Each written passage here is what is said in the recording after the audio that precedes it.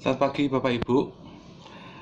Materi ini adalah materi untuk program seminar New Money, yaitu yang sekarang direkam adalah untuk program training untuk the trainer.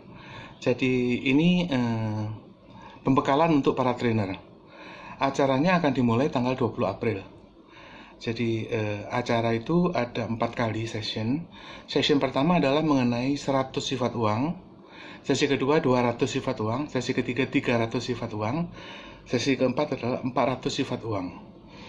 Seminar ini berdasarkan buku saya. Nama saya Gunarjo Adi Gunawan. Saya pensiunan dari swasta, terakhir Vice President Director PT Loteria Indonesia, perusahaan Korea. Seminar New Money ini berdasarkan buku yang berjudul New Money Revolution, berisi 750 halaman. Itu adalah tentang 400 sifat uang. Ini adalah buku panduan trainer. Anda akan menerima dalam bentuk e-book atau buku. Ini setebal ya ini cuman tipis saja. Seminar ini itu membahas fenomena, coba Anda perhatikan sekarang. Berapa banyak PHK ya, ada 1.500 hotel-hotel tutup sekarang. Ramayana mem-PHK karyawannya di Depok tutup total, dan dirumahkan, di PHK karyawannya nangis-nangis sebanyak 190 orang. Sebelumnya, apakah ini karena corona? Sebelumnya enggak juga. Panasonic juga tutup di Indonesia. Beberapa gerai Hero, Giant juga tutup. Kalau kita pikir itu kan biasa perusahaan tutup. Oh tidak. Sudah 100 tahun lamanya itu perusahaan Ford berdiri, General Motor berdiri, jadi Mercedes-Benz berdiri, Chrysler berdiri. Jadi mereka itu membesar bukan karena kebetulan, tetapi by design. Jadi seminar saya tujuannya adalah untuk menjawab bagaimana proses bangsa Indonesia ini, kita semuanya, mulai dari UKM, pensiunan, karyawan, purnawirawan, itu tidak berdaya. Kenapa? Apa yang salah dengan republik ini? Kemudian kalau Anda tahu sumbernya, kenapa kita tidak berdaya? Jadi ini sistem yang membuat kita tidak berdaya. Oleh karena itu kita akan berusaha supaya kita harus bisa berdaya, memberdayakan diri. Dari mana mulainya kita ini? Sekarang kalau kita lihat, jangankan pensiunan PNS atau pensiunan karyawan swasta, uang pensiun diterima 1 miliar, ya, seperti contohnya karyawan Indosat yang di PHK. 1 miliar itu nggak cukup Pak untuk 2 tahun, 3 tahun, 4 tahun. Sedangkan pensiun itu masa umur 50, 55. Kita hidup sampai umur 80, berarti 25 tahun kita masih hidup. Jadi sehingga banyak sekali korban pensiunan. Satu, nggak dapat uang pensiun. Kedua, dapat uang pensiun juga sedikit, nggak mencukupi, nggak memadai, dan tidak berdaya. Dan ketika orang itu berhenti pada usia 50 tahun, itu adalah usia masa prima. Demikian juga saya umur 54 tahun. Ini masih prima, baru mulai. Jadi sehingga pada waktu mereka itu masa usia prima, ada usia masa-masa kejayaan, mereka harus tunduk pada sistem dan tidak berdaya karena nggak punya uang. Nah, sebenarnya tentang uang. Loh, uang ini apa toh yang menyebabkan kita semua ini, seluruh rakyat Indonesia 200 juta ini tidak berdaya? Kalau sistem ini cuma menimpa 1-2 orang, itu bukan sistem Pak. Itu namanya nasib ya. Tapi kalau ini menimpa 200 juta orang dewasa di Indonesia, membuat tidak berdaya semuanya, itu bukan nasib. Itu sistem. Artinya manusia loh yang menciptakan kondisi itu. Kalau bukan manusia, nggak mungkin dikerjain 200 juta orang. Jadi kita akan belajar kenapa rakyat itu nggak berdaya, dan kedua, bagaimana caranya kita bisa berdaya. Jadi seminar ini ada 4 kali. Kenapa? Kalau nggak diulang, Anda nggak akan khatam, nggak akan mudeng, nggak akan ingat, gitu loh.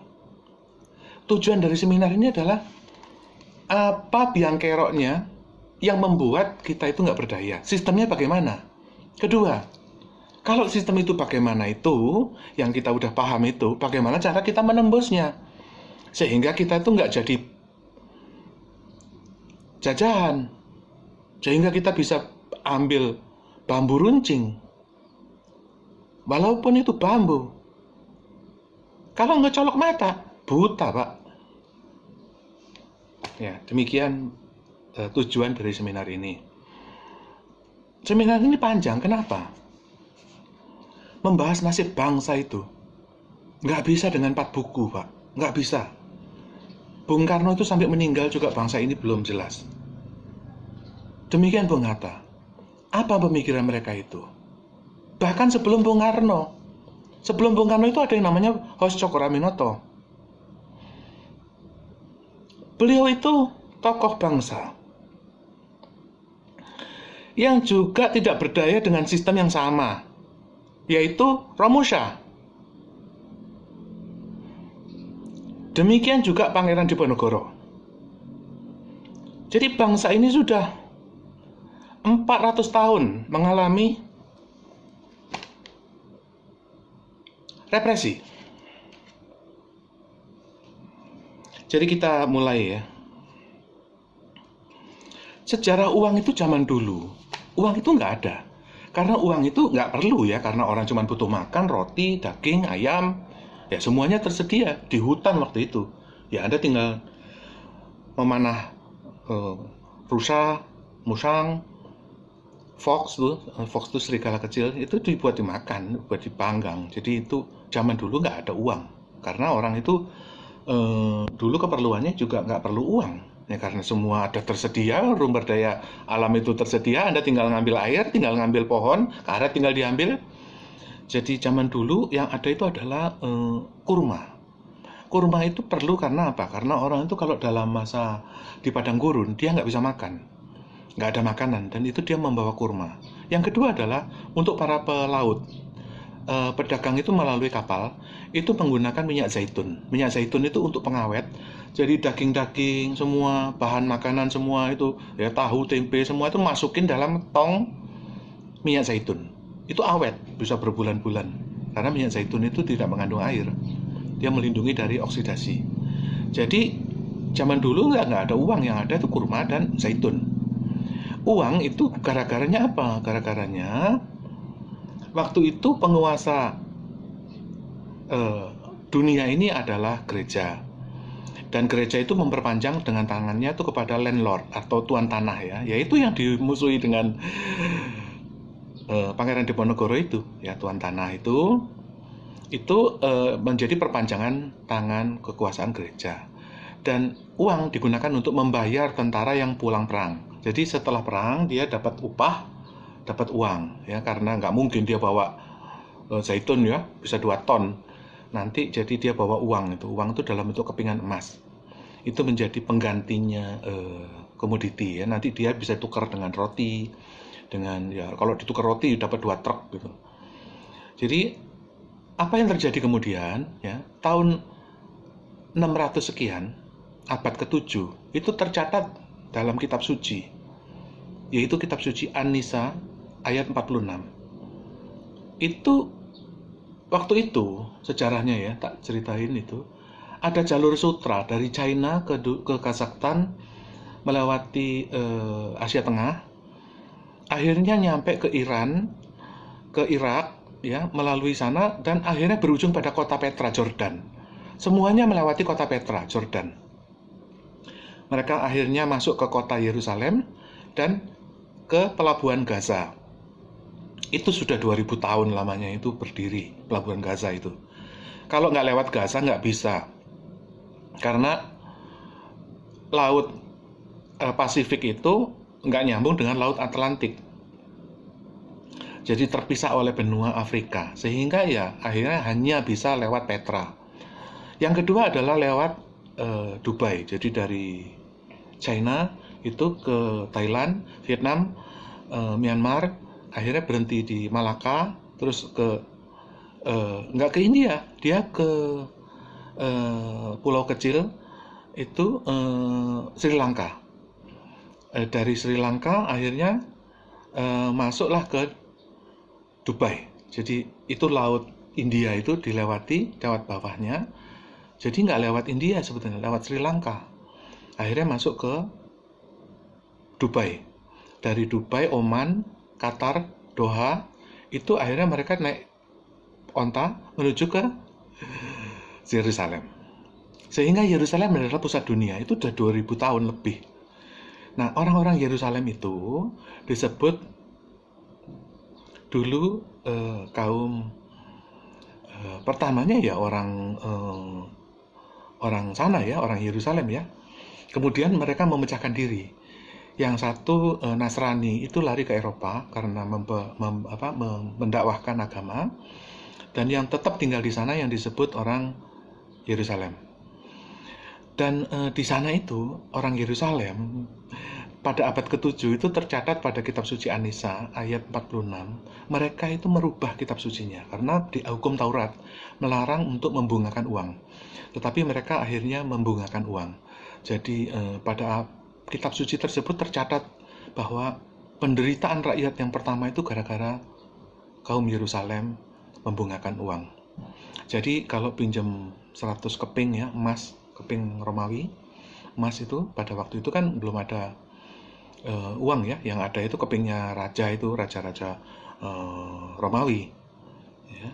Kalau tahun abad ke-7 itu rajanya adalah Konstantinopel. Jadi pusatnya di sana, kota Konstantinopel itu ibu kota negara dunia. Nah, gara-gara membungakan uang itu kalau pinjam dulu, kalau pinjam kurma ya 1 kilo ya balikin 1 kilo. Kalau pinjam zaitun ya 1 tong ya balikin 1 tong. Nggak ada anakannya gitu. Tapi kalau pinjam uang keping kan Yahudi ini, itu pinjam 100 tuh balikinnya 105 atau 120, tergantung dia. Jadi banyak makan korban. Oleh karena itu revolusi Islam adalah revolusi iman. Orang tidak perlu lagi melalui ustadz atau pastor, tapi bisa langsung kepada Tuhan. Yang kedua adalah revolusi pendidikan. Waktu itu yang sekolah hanya kaum gereja dan bangsawan. Dibuka oleh revolusi Islam menjadi semua orang belajar di madrasah. Itu adalah sekolah di sebelahnya masjid. Madrasah yang pertama itu adalah ya banyakan itu di Baghdad, di Syria, Damaskus, Aleppo. Nah, itu daerah-daerah yang kuno itu yang menjadi madrasah pertama. Pusat ilmu pengetahuan pertama itu di Baghdad. Universitas dan itu perpustakaan pertama. Jadi ilmu pengetahuan itu dibuka oleh kaum Islam. Gara-gara inilah akhirnya terjadi revolusi Islam.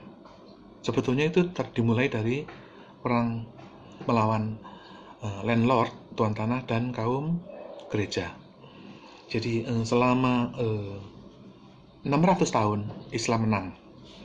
Tetapi kemudian pada abad ke-17 itu tercatat ditemukannya perusahaan pertama yaitu VOC. Jadi kapitalis itu ditemukan di Indonesia. Perusahaannya adalah VOC. VOC itu adalah perusahaan terbesar di dunia. Itu mengalahkan Amazon, mengalahkan Microsoft, semua, Apple, semua di-combine itu kalah dengan VOC. Itu gedenya itu menguasai pangsa pasar seluruh dunia. 80% uang dunia itu berputar di VOC. Jadi zaman dulu itu pedagang itu nggak punya uang ya, dia punya roti, dia punya tanah, dia punya kebun kapas ya, dia punya kebun gandum, tapi nggak punya uang. Tapi gara-gara VOC akhirnya menumpuklah uang itu. Jadi pedagang-pedagang itu menanam beli saham, sahamnya naik ya kan, dijual lagi. Itu adalah skema IPO, perusahaan go public pertama di dunia adalah VOC. VOC banyak orang kaya itu sampai Ratu Belgium, Ratu Denmark itu bingung, loh ini kok pedagang-pedagang jadi kaya, malah mereka itu nantangin mau berdagang dengan saya, mau join dengan saya. Ratu-ratu itu semua dikadalin semua dengan pedagang Belanda. Akhirnya Belanda menjadi negara superpower ya. Dan pada abad ke-17 tersebut, kenapa kok kita tahu? Itu tercatat pada novel atau karya sastra William Shakespeare. William Shakespeare itu menulis buku drama Merchant of Venice. Merchant of Venice itu pedagang Venesia. Waktu itu selain Belanda adalah superpower adalah Venesia. Venesia itu rumahnya Marco Polo. Dari tahun 1000 juga mereka udah berjuang mengelana ya ke China menjadi pelayannya Kublai Khan. Itu Marco Polo itu. Jadi di novel A Merchant of Venice itu dicatat bahwa ada seorang pedagang nelayan di sana di Inggris itu dia kena lintah darat. Dia berperang gitu loh. Dia marah-marah lintah darat itu, dia marah-marah karena dia terpaksa kalau misalnya nggak musimnya winter ya, dia nggak bisa melaut dan dia harus pinjam uang bunganya akhirnya dikebukin sama debt collector. Dilala anaknya itu kawin dengan pengusaha yang tadi itu, yang dari Israel itu. Kan ada dua ya tadi, pecah karena dakwah ya, yang satu kaum Israel, yang satu kaum Nasrani. Kaum Nasrani ini kan kaum Eropa, itu yang tertekan oleh utang-utang yang membunga itu yang dilakukan oleh kaum Israel itu. Jadi sehingga kaum Nasrani ini yang Eropa itu tertekan, akhirnya apa yang terjadi? Ya kalah. Petani itu kalah, anak gadisnya itu ikut pengusaha Israel. Jadi akhirnya dia mati. Itu drama yang mengesankan betapa dulu rakyat Eropa tertindas oleh bunga. Akhirnya apa? Akhirnya kaum Nasrani mengadopsi bunga. Sehingga terjadi sekutu antara Judeo-Kristen. Itu yang pertama, membentuk kapitalis. Nah, jadi yang paling penting itu adalah kita mengerti buat apa kita belajar sejarah uang Pangeran Diponegoro. Jadi kita mau membuka perspektif kuno ya. Zaman dulu tuh nggak ada uang. Nah, uang itu apa gitu loh. Nah, uang itu zaman Pak Harto itu disebut uang peruri. Peruri itu perusahaan pencetak uang ya. Apa peruri itu?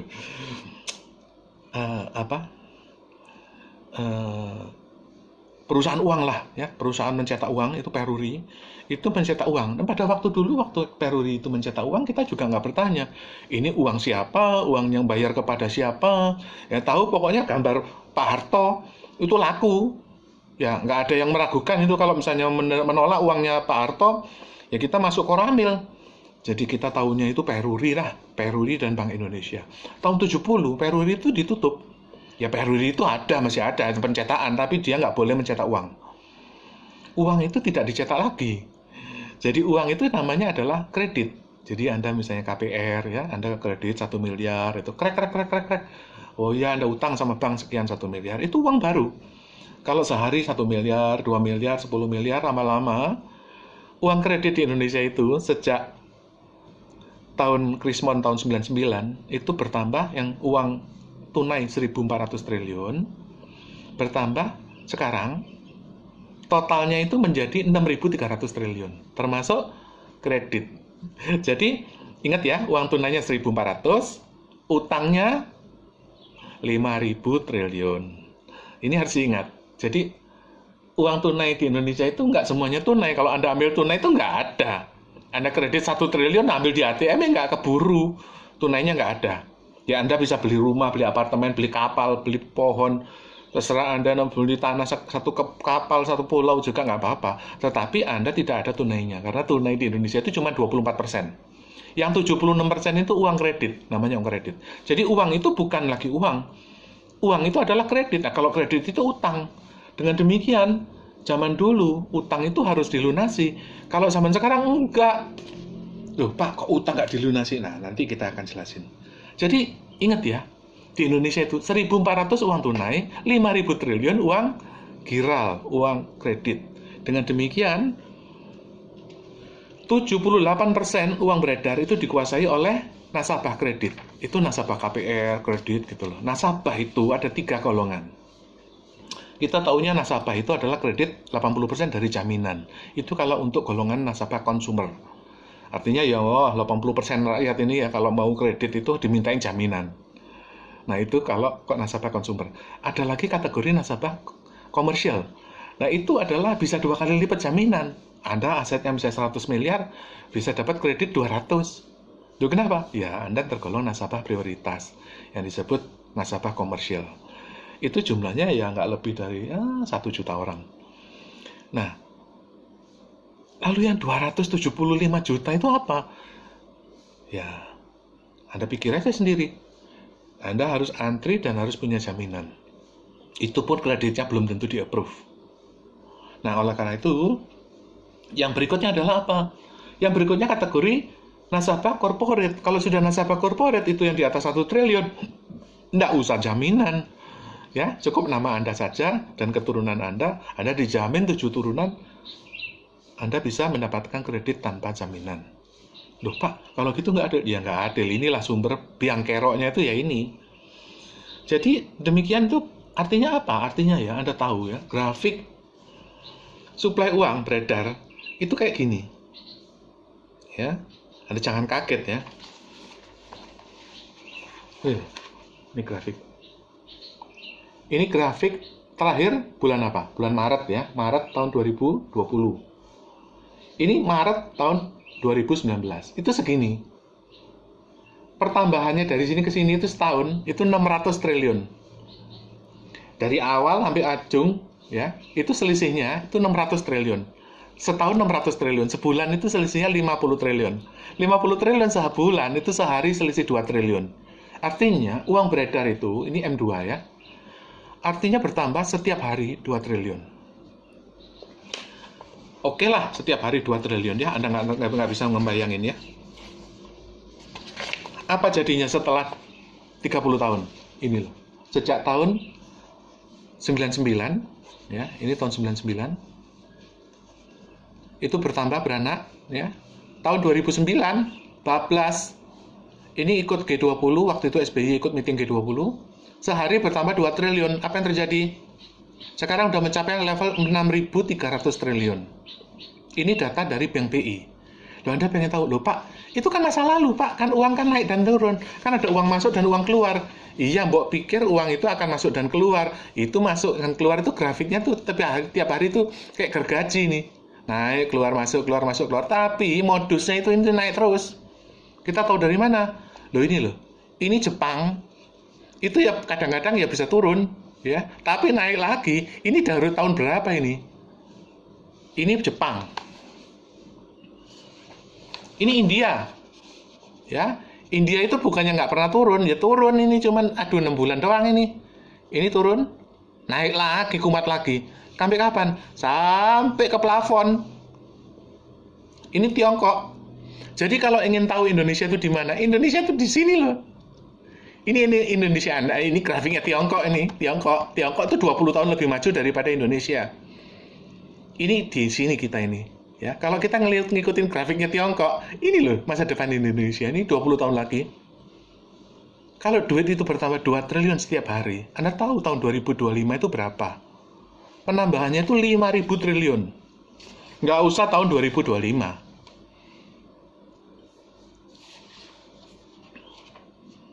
Gara-gara corona aja udah bertambah ratusan triliun. Jadi, dengan demikian, Pak, uang itu berkembang. Karena uang itu berkembang, Pak, ya misalnya gini deh, misalnya, ini kita ngomongnya adalah mikro, supaya Anda tuh lebih cepat mengertinya. Tetangga Anda tuh dapat kredit 10 miliar, apa yang terjadi? Rumah-rumah Anda itu dibeliin 1 miliar yang tadinya 200 juta. Dengan penambahan uang, otomatis harga tanah itu naik. Jadi seluruh harga tanah itu dan harga barang-barang itu naik. Indeks itu kalau misalnya bakso zaman tahun 80 itu harganya 100 perak, ya sekarang 20-30 ribu. Itu loh yang disebut inflasi. Ya Anda nggak terdeteksi, inflasi kan wajar Pak. Ya wajar, tapi kalau dihitung 30 tahun, mati Anda. Dengan demikian, integritas uang itu turun.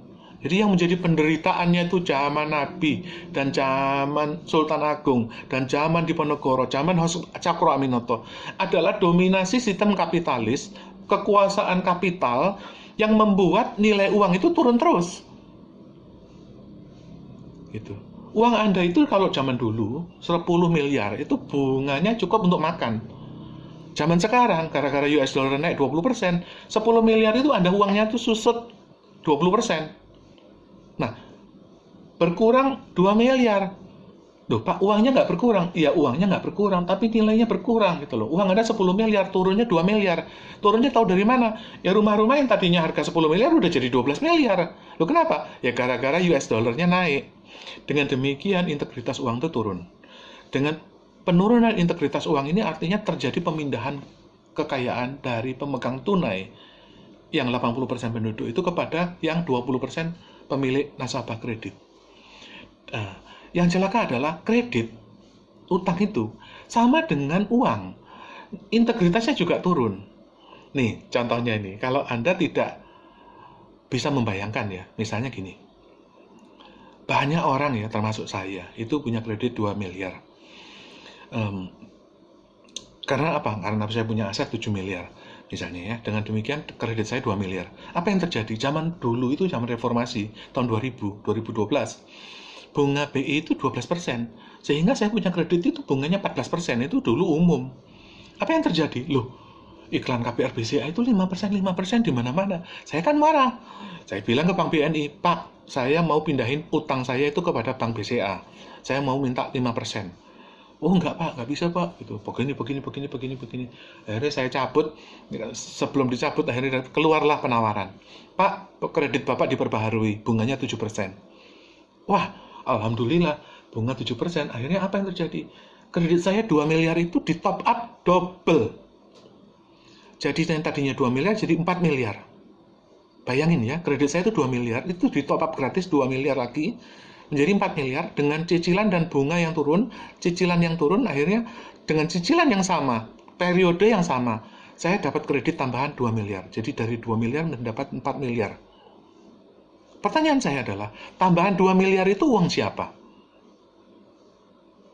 Yang kedua, dari mana tuh sumbernya uang itu? Uang saya 2 miliar. Akhirnya semua mobil saya 3 itu lunas, semua apartemen saya 3 itu lunas, karena saya DP-in 50%, lunas semua tiba-tiba. Karena kredit itu untuk tujuannya melunasi utang.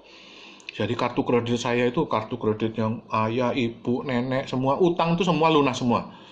Itu gara-gara dapat top up 2 miliar. Anda kalau dapat kredit top up 2 miliar itu, kembung Mbak, langsung Anda selesai, resign, nggak kerja lagi. Kok bisa?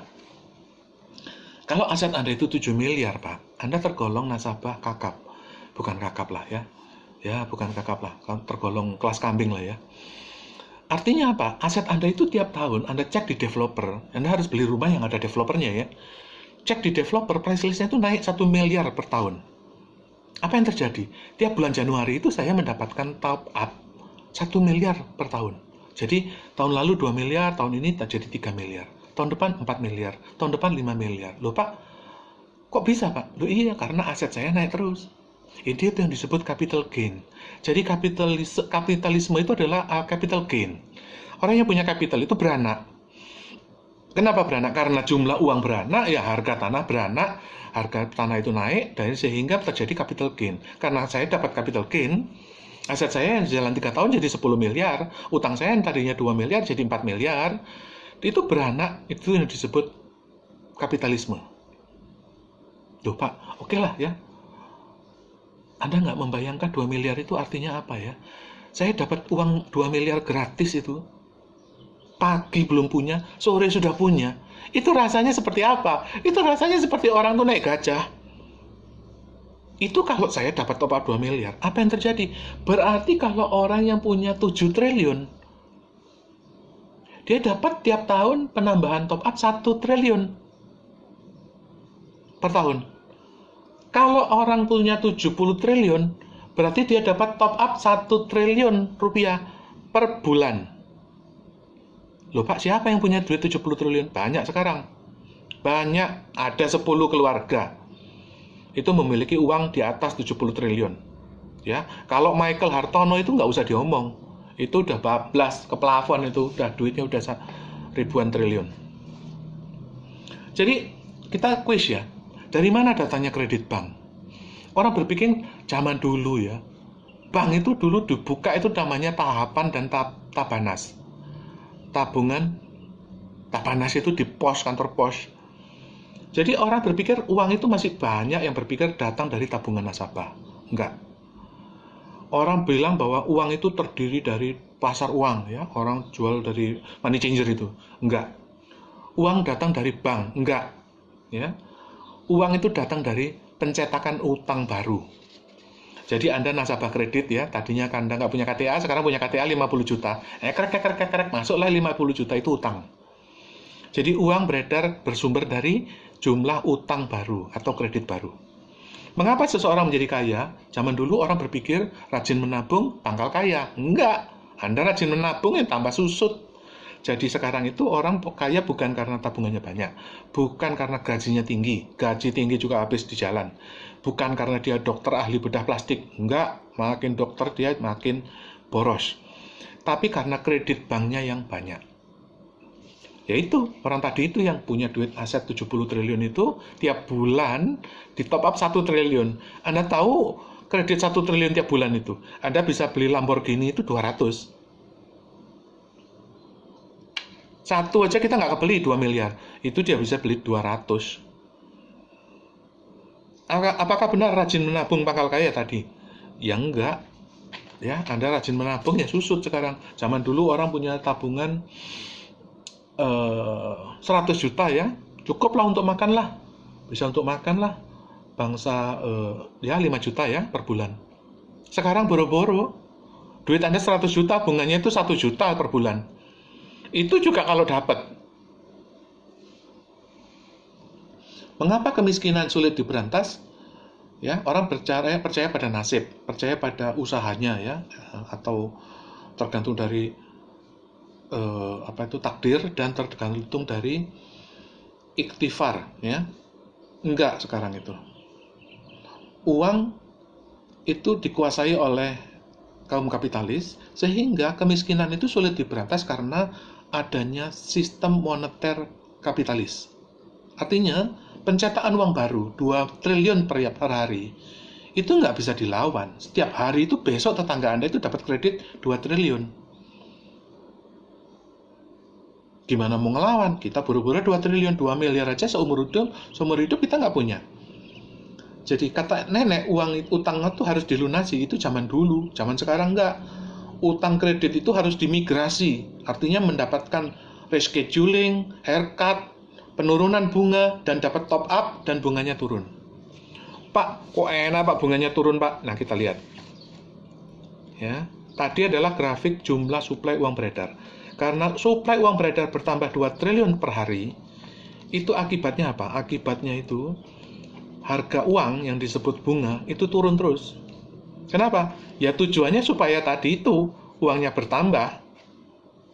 Jadi grafik bunga bank BI itu begini. Ya, zaman reformasi dulu itu di sini ya 12%. Sekarang udah jadi level. Loh Pak, ini kan turun naik lagi. Ya naik terus turun lagi, ini namanya turun. Nah, kalau diekstrapolasi itu turun. Loh Pak, ini kok hampir nol Pak? Iya, hampir nol. Loh Pak, kalau gitu bunga itu nol Pak. Bunga itu nol. Bunga sekarang itu nggak ada. Orang uang itu beranak terus kok mau dibungakan? Nggak usah bunga aja orang ditawarin kredit. Ini bunga di Tiongkok. Ini Bank of People's Bank atau Bank Rakyat Tiongkok. Ini bukan Bank of China ya, People's Bank of China. Bank Rakyat Tiongkok. Ini Bank Federalnya Tiongkok. Grafiknya itu turun kan, turun. Malah udah turun lagi. Kalau bisa nol. Ini bunga di mana ini? India. Ya, India itu kota lama ya. Itu juga turun Pak. Itu dari sini udah turun. Ini udah hampir nol. US. US itu yang pertama nol duluan. Ini Federal Reserve interest rate. Ya. Wah, zaman ini Alan Greenspan ini. Wah, dulu tetap aja di level ini. 5%. Ini 5%. 5%.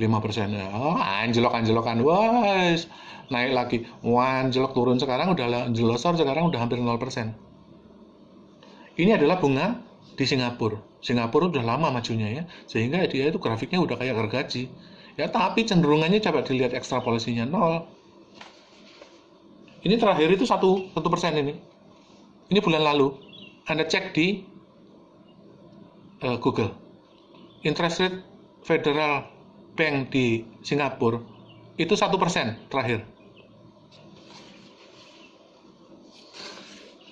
Dengan demikian kalau zaman dulu orang bercita-cita ingin jadi pilot, jadi dokter, jadi suster, jadi insinyur, jadi TNI ya. Sekarang enggak semuanya. Yang ini kepingin jadi artis. Yang ini kepingin jadi kreditur bank, dapat kredit bank. Yang ini jadi apa? Jadi istrinya kamu. Inilah yang disebut sistem kapitalis. Kita lanjut ya.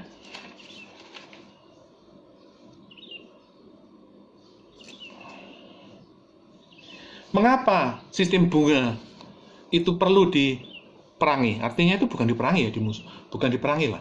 Kita tuh harus mengerti lah, kita harus lawan lah, ya, bukan diperangi ya, dilawan lah. Karena sistem uang yang berbunga itu membuat daya beli uang itu turun. Kalau dengan demikian terjadi pemindahan kekayaan dari pemilik tunai kepada pemilik aset. Artinya ya dari orang miskin disumbangkan kepada orang kaya. Dalam bentuk apa? Dalam bentuk kenaikan inflasi. Apakah cara satu-satunya menjadi kaya adalah dengan usaha, wirausaha atau entrepreneur? Enggak. Saya itu nggak punya PT, nggak punya usaha. Iya, saya dapat penggelembungan kredit. Tiap tahun saya dapat top up 1 miliar per tahun. Ya cukup makan. Ya kalau kita punya aset tabungan udah 7 miliar ya Anda nggak usah kerja. Itu beranak sendiri itu uang. Mengapa sistem kapitalis membuat ketimpangan pendapatan masyarakat? Karena sistem moneter itu selalu memproduksi uang terus-menerus. Dan itu diberikan kepada kredit komersial. Tidak diberikan pada kita. Jadi sehingga itu begini loh. Ya mekanisme. Kenapa rakyat itu nggak berdaya? Itu karena begini loh. Ya ada namanya Acong, Amir, Budi, ya Charlie, Denny, Egus. Dicampur ngomong Agus jadi Egus, gara-gara E. Itu dari A sampai Z, Pak. Itu dapat kredit hari ini si Agus dapat kredit 2 triliun. Besoknya Budi dapat kredit 2 triliun. Besoknya ini hari ketiga, Charlie dapat kredit 2 triliun. Apa yang terjadi? Sampai Z balik lagi ke Agus lagi. Karena apa? Ya yang kaya kan mereka. Yang lain nasib lu aja. Dengan demikian duit itu seperti balon. Anda pesta itu dapat balon, semua dapat balon. Iya, tapi balon Anda diisi udara, itu lama-lama kempes. Sore-sore kempes. Nah, tapi ada satu balon yang naik terus, malah bisa naik sampai ke plafon. Itu karena diisi gas karbit. Jadi uang itu ada yang uang tunai, itu akan turun, Mbak. 5 tahun akan turun, habis uangmu. Nah, uang kredit itu 5 tahun itu, Anda dapat potongan kredit. Dalam bentuk apa? Ya kredit Anda 4 miliar, tapi Avanza naik 20%. Jadi kredit Anda itu nyusut secara nilai Avanza. Jadi akhirnya 5 tahun kemudian, kredit Anda itu tinggal separuh. Saya udah ngalamin 8 kali, Pak, jual beli rumah. Kredit saya itu tadinya, nggak tega menceritakannya. Jadi uang itu ada 2, Pak. Balon udara yang kempes dan balon gas yang naik terus. Dengan demikian, sifat uang itu adalah seperti hukum Archimedes. Ya, dia akan mendekati orang yang kaya. Jadi nasabah kredit itu harus kaya. Kalau nggak kaya, Anda nggak bisa jadi nasabah karena Anda nggak punya jaminan. Anda pikir secara hukum syariah itu nggak ketemu hukum itu. Anda harus jadi orang kaya dulu, pokoknya mau jadi dapat kredit, ya kan? Anda ke bank itu pokoknya kalau nggak punya duit, nggak punya kaya, nggak bisa masuk bank. Oleh karena itu, sikap kita tuh harus bersilang, Pak. Bersilang itu begini loh. Kalau Anda Muslim bergabung dengan Muslim, itu namanya organisasi, Pak. Tapi kalau mau kolaborasi, itu harus antara Muslim dengan non-Muslim. Nah, sekarang adalah begini, Pak. Ya, kita bukan soal ngomong agama ya. Zaman dulu, ya, kekuasaan itu dipegang oleh Koramil. Jadi kalau Anda berurusan dengan Koramil, pak pikbuk, besok Anda udah bangkrut. Ya, sekarang enggak lagi. Kekuasaan itu bukan di tangan Koramil. Kenapa? Koramil cuma 5.000. Sekarang kekuasaan itu gamenya itu sudah berubah dari bedil menjadi uang. Sehingga kalau Anda itu pengusaha, ya pengusaha di Indonesia itu ada 2 juta. Ya di tangan mereka itulah kekuasaan itu. 2 juta pengusaha, 2 juta pemilik kapital. Dia yang berkuasa. Dia yang memberi utang Anda. Tengkulak-tengkulak, pedagang grosir, subdistributor. Nah, itulah mereka yang memegang uang. Dan mereka yang berkuasa. Bukan Koramil. Koramil itu yang menjaga gudangnya mereka. Jadi kamu bayangin kalau seandainya uangmu 70 triliun, yang berdapat kredit top up 1 triliun tiap bulan, kamu beli gula itu 2 juta ton.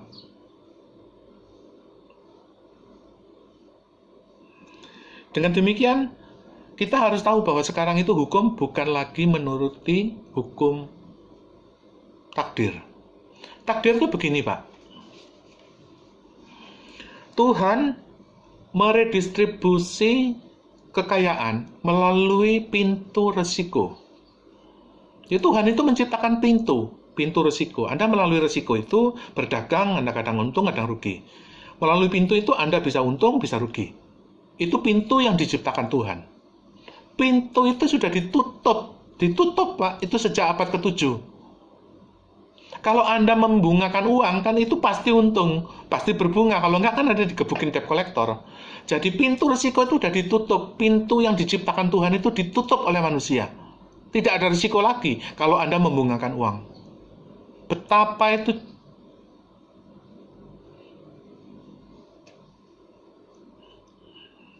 itu sangat berbahaya. Kalau Anda berusaha dan tidak ada risiko, Anda udah jadi Tuhan. Anda menutup pintu milik Tuhan.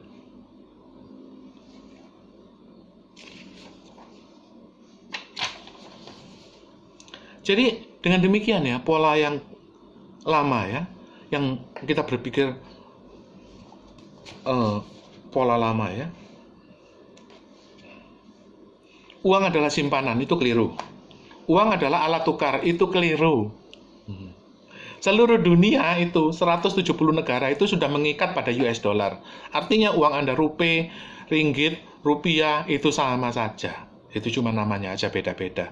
Seperti beras ya, dulu dan namanya UPO. Terus jadi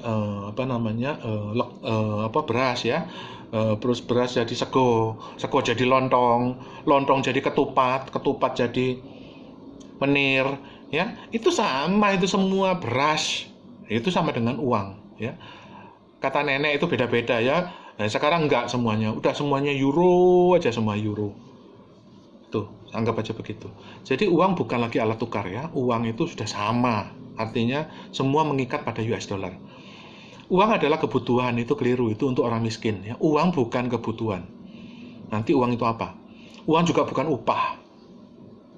Upah itu tunai. Uang itu adalah uang kredit untuk distributor, untuk omset jalur distribusi.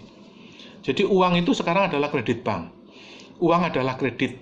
Uang adalah power. Uang bukan kebutuhan ya, itu untuk orang miskin. Uang adalah kekuasaan, power.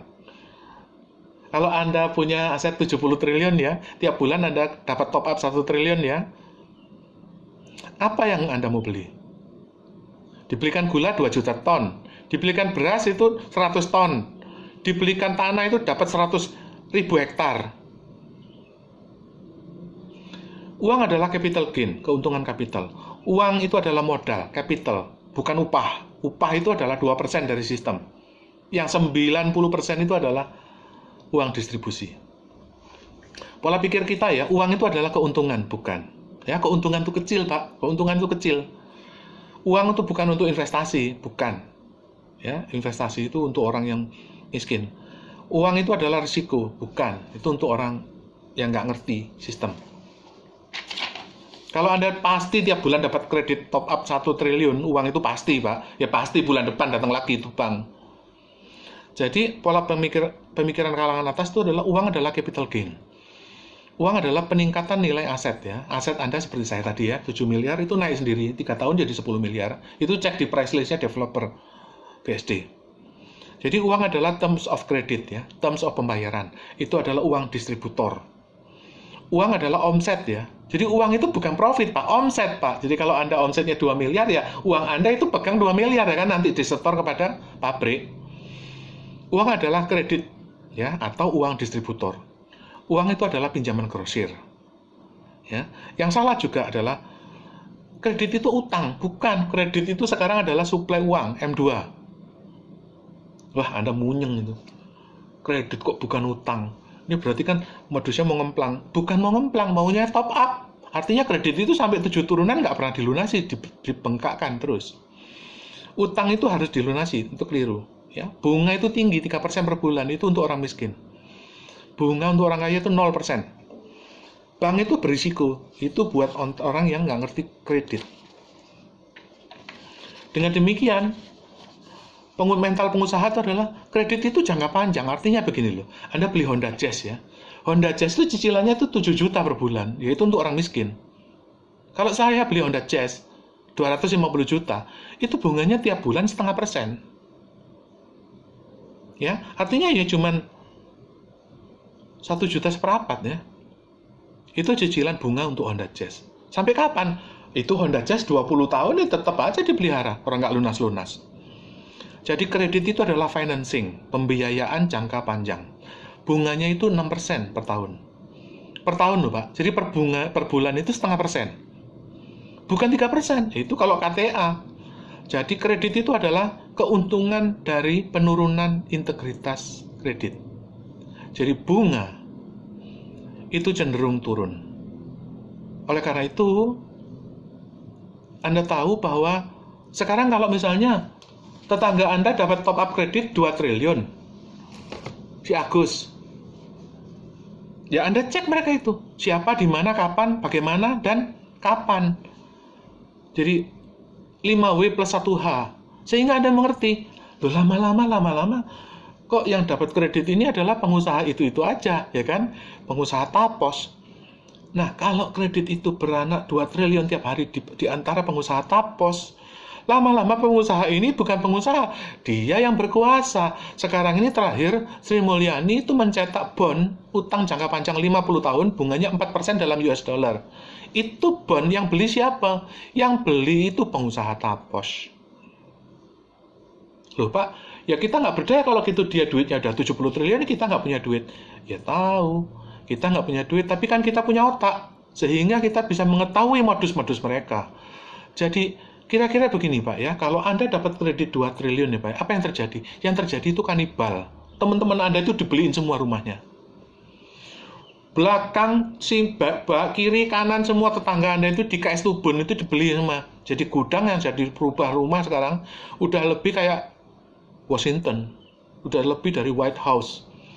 Itu di KS Tubun itu, untuk pengusaha yang pemilik jarum. Jadi, sifat uang itu kanibal. Artinya ya kalau gajah ini, gajah yang disebut gajah gudang garam ya dia tuh ya dia kanibalin semuanya dah, ya kan? Kalau yang menengah-menengah itu gajah seperti ya kira-kira begitu. Nah, cerita soal gajah ini itu ada di teori Book of Power, itu pada minggu keempat. Oleh karena itu, ini adalah bahan The Trainer untuk minggu pertama. Minggu kedua, kita akan mempelajari sifat-sifat kredit. Minggu ketiga, kita akan mempelajari kepastian uang. Minggu keempat, kita akan mempelajari kekuasaan uang, power of money. Ini belum selesai. Ini baru episode pertama, pengenalan problem. Berikutnya kita akan melawan problem. Terima kasih.